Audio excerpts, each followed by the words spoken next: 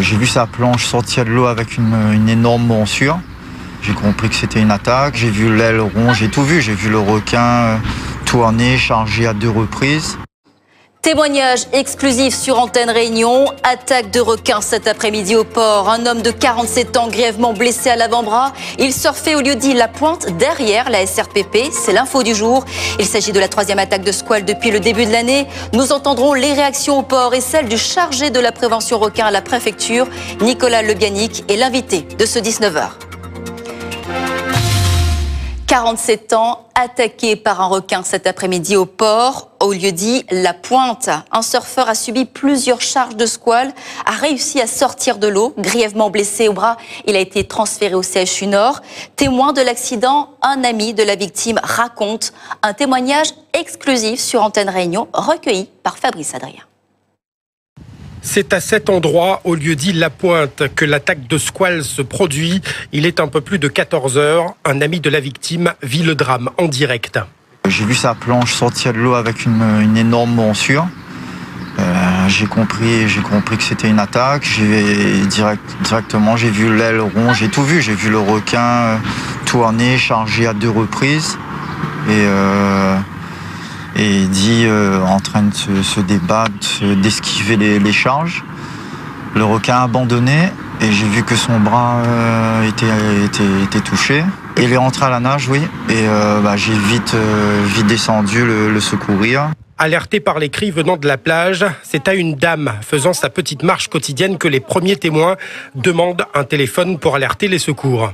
C'est la femme qui m'a invité à foler, madame, c'est mon portable pour appeler le secours. Donc, moi, j'appelle le pompier et c'est tout. Et moi, j'appelle la victime. Là, quelqu'un sur tête est attrapé par un requin.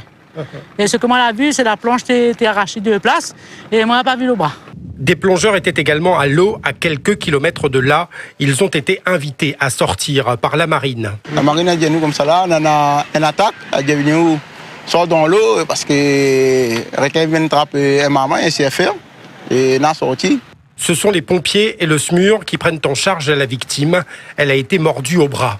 Dès qu'il avait pied, je l'ai récupéré et j'ai fait les premiers soins. J'ai fait un garrot et des compresses à son avant-bras, vu que tout l'avant-bras c'était pas sectionné, hein, c'était juste les muscles un peu décollés, arrachés. Mais tout est là et je pense qu'avec des points de suture, ça ira, il s'en sortira. Une enquête a été ouverte par les policiers du port afin de déterminer avec certitude ce qui s'est passé. En 3 mois, c'est la 3e attaque de squale dans l'île. Le lieu-dit La Pointe, un spot connu des passionnés de surfeurs. Réaction des pêcheurs et des professionnels de la mer au port après ce drame. Ils se disent surpris, même si certains avaient noté une présence plus importante de requins dans la zone depuis quelques temps. Reportage, Laura Striano. En apprenant la nouvelle de l'attaque, Gontier s'est tout de suite rendu sur les lieux.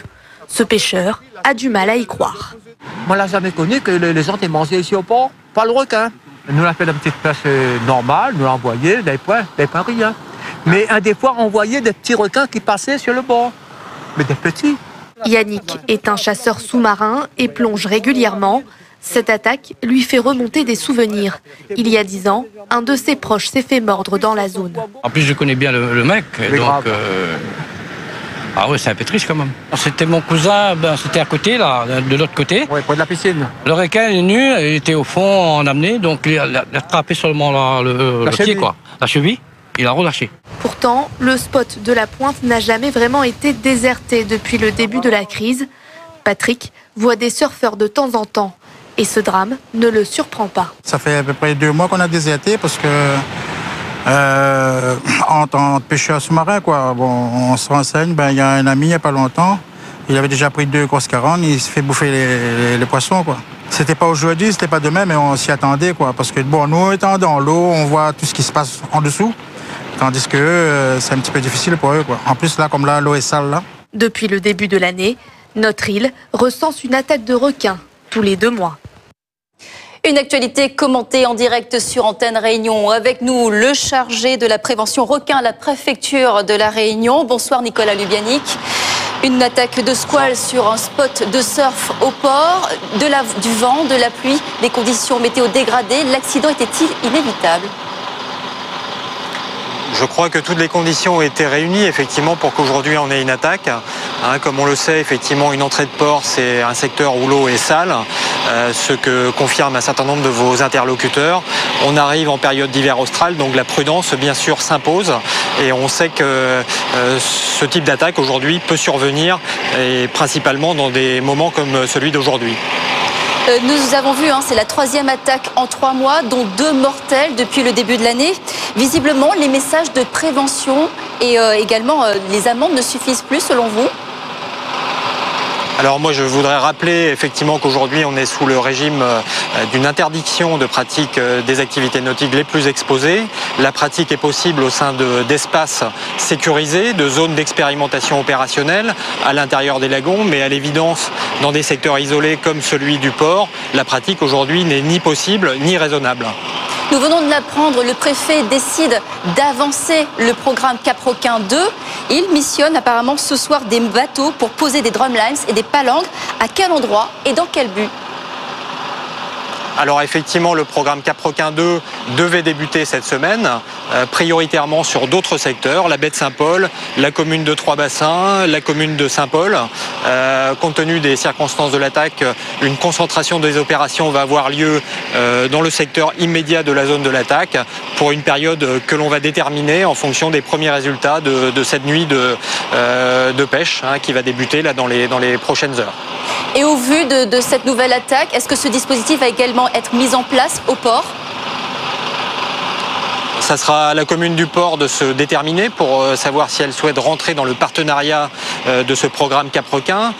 Comme l'ensemble des initiatives en matière de réduction du risque requin, aujourd'hui on a un cadre global qui s'appuie sur les moyens du gouvernement, sur les moyens également des collectivités locales. Cap-Requin fait partie de cet ensemble, comme d'autres projets d'aménagement des zones d'activité nautique ou des projets de surveillance. Donc aujourd'hui on doit travailler à cet encadrement des pratiques nautiques pour pouvoir pratiquer dans des conditions acceptables à La Réunion. Vous avez parlé de dispositifs dans les prochaines heures. Concrètement, qu'est-il prévu ce soir ? Alors aujourd'hui, on va avoir effectivement des poses de drumline aux abords immédiats de l'attaque. On verra si effectivement ça nous permet de capturer le requin potentiellement à hauteur de l'attaque, dont il semblerait qu'il s'agisse de nouveau d'un requin bulldog, au recueil des premiers témoignages du témoin immédiat de l'attaque. Selon les annonces de Georges Paul-Langevin, est-ce qu'on peut espérer, lors de la visite prochaine du Premier ministre dans l'île la semaine prochaine, d'autres annonces compte tenu de cette actualité ? Alors je crois qu'aujourd'hui on a un cadre qui est parfaitement défini. Donc les annonces qui ont été faites par Madame la ministre des Outre-mer, bien sûr, seront confirmées par le Premier ministre. Aujourd'hui, les efforts que l'on va consentir en matière de pêche, en matière de surveillance, d'aménagement et de suivi scientifique de cet ensemble doivent nous permettre de répondre à l'enjeu du risque requin. Les moyens sont là. Il faut que chacun prenne conscience et surtout s'arme de patience pour voir effectivement les initiatives se matérialiser, mais nous travaillons au quotidien sur ces projets. Pas de dispositif post-attaque mis en place dans les prochaines heures ?